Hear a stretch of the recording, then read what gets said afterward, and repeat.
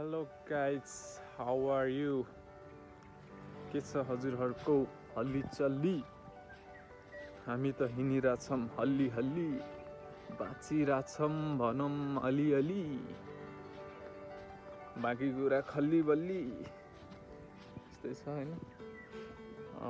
जुङ्गा कपाल दारी बढ्छ, अरू केही बढेको छैन जिन्दगीमा, अरू सब घरको क्रममा छ। खेर हिम्मत चाहिँ कहिले हार्दिनँ अनि तपाईँहरू पनि कहिले हार्नुहुन्न guys. Life is struggle, we must struggle या भन्दै आजको भ्लग सुरु गर्नुपर्छ हामीले। र आजको भ्लगमा विशेष के छ भन्दाखेरि चाहिँ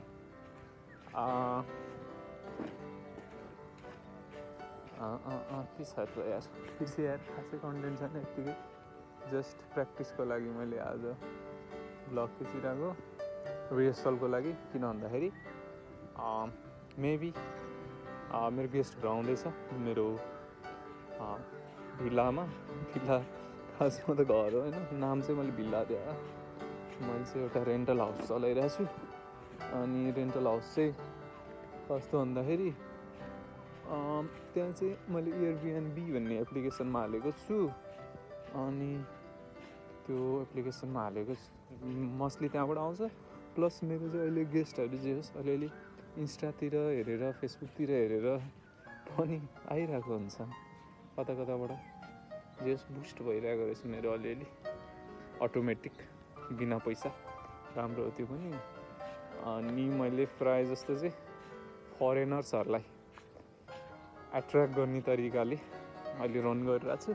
नेपालीहरू चाहिँ अलिकति कम नै आउँछन् र मैले अलिकति फिल्टरै गर्छु, चलपल होइन, जे होस् प्रायोरिटी चाहिँ फरेनरलाई भनौँ न। किन भन्दा मेरो एउटा गोल भनेको चितवनलाई चिनाउने, नेपाललाई चिनाउने, एउटा होइन सानो लेभलबाट पनि चिनाउने एउटा अपर्च्युनिटी हो मलाई पनि। प्लस मैले पनि त्यसलाई अपर्च्युनिटीलाई केमा चेन्ज गर्नुपर्छ भन्छन् नि, पोसिबिलिटिजमा, अब त्यही गर्दैछु है त। ल गाइज, अब सी यू।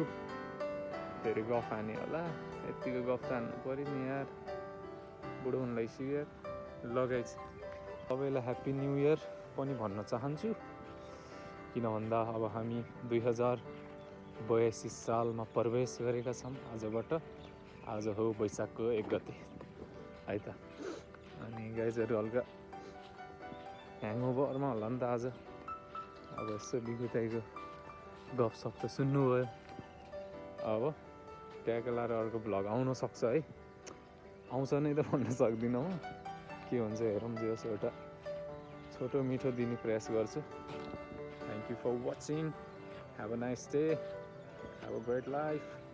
सबै best wishes in this year. Okay by.